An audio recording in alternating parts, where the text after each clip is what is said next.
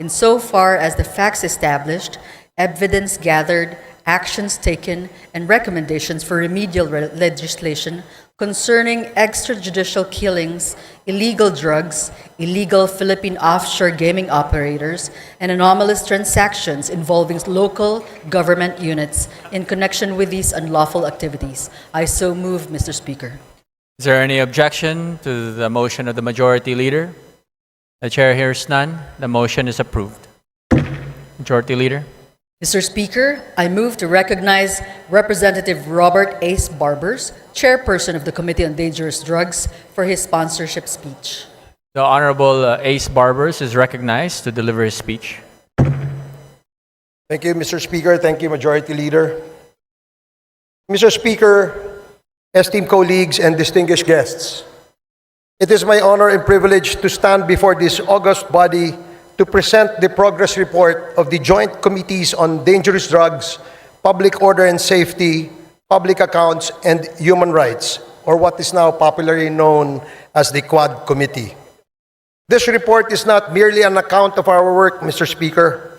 It is a solemn commitment to uncovering the truth, upholding justice, and crafting meaningful legislative solutions to address the scourges of illegal drug proliferation, unlawful land acquisition by foreigners, crimes linked to Philippine offshore gaming operators or POGOs, and extrajudicial killings. The formation of the Quad Committee was inevitable.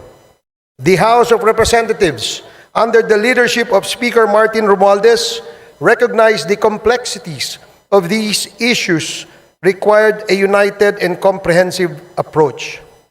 Thus, through House Resolution number 1880, the Quad Committee was brought to life. What began as a separate investigations by individual committees soon uncovered a web of interconnections, a Pandora's box of crimes and abuses that tested the very foundations of our institutions. One of the most alarming discoveries stemmed from a routine investigation into the 3.9 billion drug bust in San Jose, Malino, Mexico, Pampanga. The probe unearthed the illicit operations of Empire 999, a company owned by foreign nationals masquerading as Filipino citizens. This led to the revelations of massive illegal land acquisitions involving hundreds of hectares of agricultural lands in direct violation of our Constitution. It further exposed suspicious ties between local government officials and foreign syndicates, pointing to corruption and systemic exploitation. Mr. Speaker, our inquiry delved deeper into the operations of these entities and uncovered an even more sinister reality. Their connections to the illegal drug trade and organized crime activities facilitated by POGOs. What was initially presented as a revenue-generating industry has instead become a breeding ground for illegal activities such as human trafficking, money laundering, investment scams, cybercrimes, and even murder. Sa ating investigasyon, Mr. Speaker, ay nakita natin na ang modus operandi ng mga POGOs ay gumamit ng mga Pilipinong dummies bilang mga nominal na may-ari upang magtatag ng mga korporasyon na nagpapahintulot sa mga dayuhan na iwasan ang mga batas na naglilimita sa pagmamay-ari at operasyon sa mga industriya tulad ng gaming at real estate. Ang mga korporasyong ito ay may mga magkakaugnay na layers upang itago ang tunay na pinagmulan ng pondo at pagkakakilanlan ng mga operators na nagpapahirap sa mga otoridad na masubaybayan ang mga iligal na mga aktibidad. Mr. Speaker, ang mga POGOs na ito ay naguhugas ng pera mula sa mga krimen tulad ng human trafficking, illegal na pagsusugal, bentahan ng droga at cybercrimes sa pamamagitan ng pagpapadaan ng pondo sa mga bank account, pagbili ng ari-arian at iba pang mga instrumentong pinansyal na pinapalabas na lehitimong operasyon ng kanilang mga negosyo. Ang ganitong layering ay hindi lamang nagtatago sa iligal na pinagmulan ng pondo, kundi pinapaliit din ang binabayarang buwis at pinoprotektahan ang mga operator mula sa pagkakadiskubre. Mr. Speaker, karaniwang pinapadali ang mga iskim na ito ng mga tiwaling opisyal at empleyado ng ating gobyerno, ng ating mga regulatory agencies at mga institusyong pinansyal kapalit ng suhol na naglalagay sa peligro ng sistema ng batas at pananalapi sa ating bansa. But perhaps the most chilling revelations, Mr. Speaker, pertains to the extrajudicial killings that have scarred our nation's history. The investigations brought to light a harrowing narrative of abuse of power and institutional impunity during the Duterte administration. Witness testimonies corroborated by evidence revealed a system that incentivized the killing of suspected drug personalities, a system modeled after the so-called Davao template and replicated nationwide. Mr. Speaker, this is not merely a report of the past wrongdoings, but a call to action. The Quad Committee has responded by filing concrete legislative measures aimed at addressing the gaps in our legal framework. Number 1, House Bill number 10986, classifying and penalizing extrajudicial killings as heinous crime while providing reparations for its victims. Number 2, House Bill number 10987, prohibiting all forms of offshore gaming operations in the country with severe penalties for violations. Number 3, House Bill number 11043, allowing civil forfeiture of unlawfully acquired real estate properties by foreign nationals. Number 4, House Bill number 11117, providing for the administrative cancellation of birth certificates fraudulently obtained by foreign nationals. In addition to these proposed bills, Mr. Speaker, our inquiries have already yielded significant actions. Number 1, the Joint Committee inquiry prompted authorities to reopen investigations into the murders of Police General Wesley Barayuga, former Albuera Leyte Mayor Rolando Espinosa, and 3 Chinese nationals killed inside the Davao prison in Penal Farm. 2, the certificate of registration of or incorporation of Empire 999 Realty Corporation was revoked by the SEC. Number 3, the Philippine passport of Mr. Kai Kimeng, also known as Mr. Willie Ong, and Yang Jiazheng, also known as AD Tai Yang, were cancelled by the concerned government agencies. The findings of the Joint Committee led to the filing of legal cases against Go Waping, also known as Alice Leal Go, including charges of human trafficking and graft and corruption.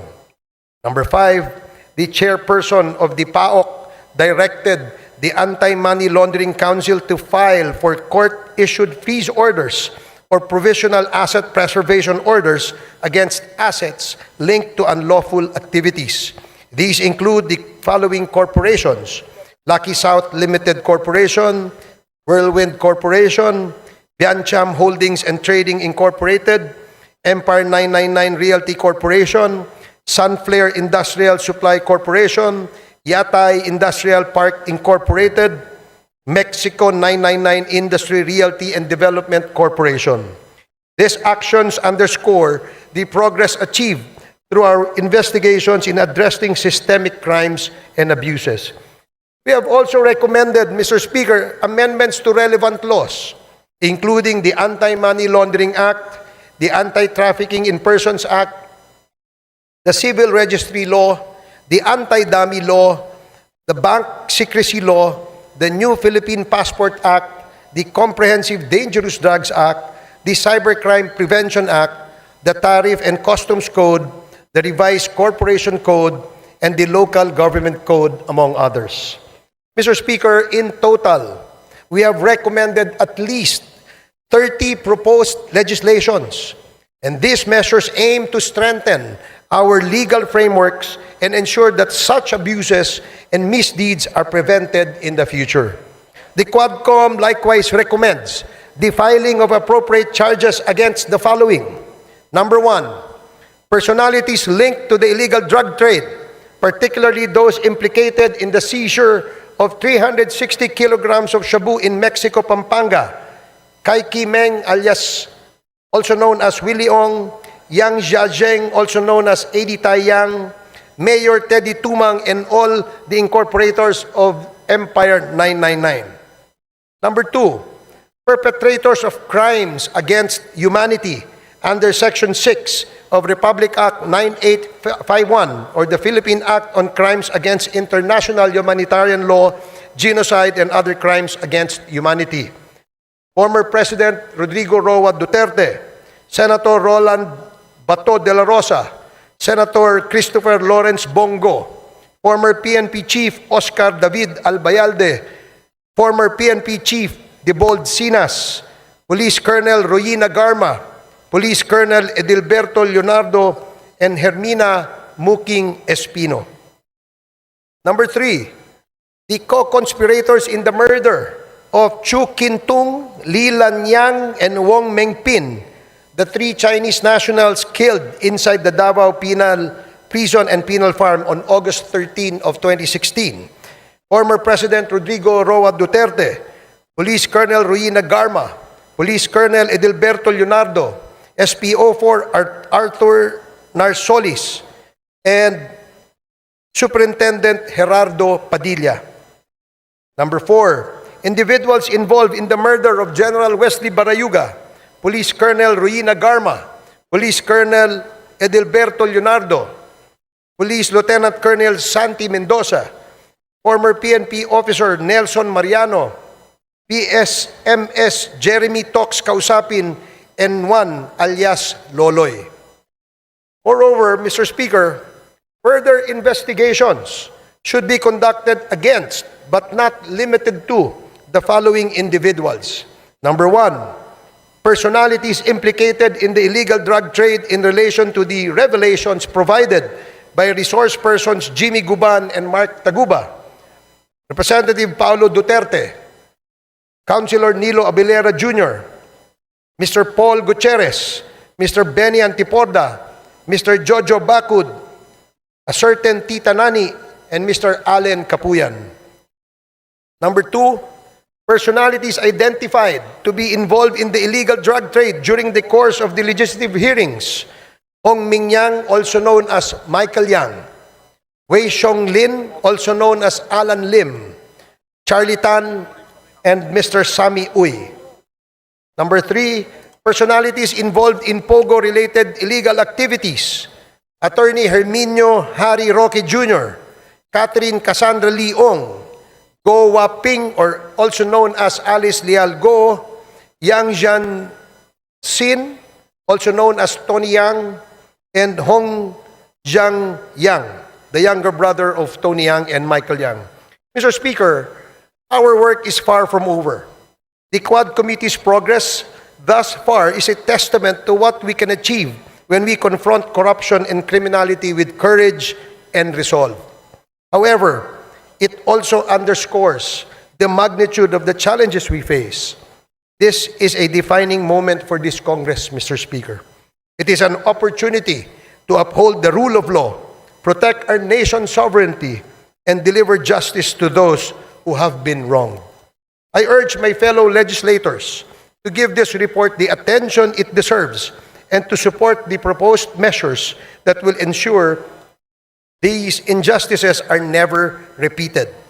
Together, let us take the necessary steps to restore faith in our institutions and reaffirm our commitment to the Filipino people. Maraming salamat and Merry Christmas, Mr. Speaker. Thank you very much.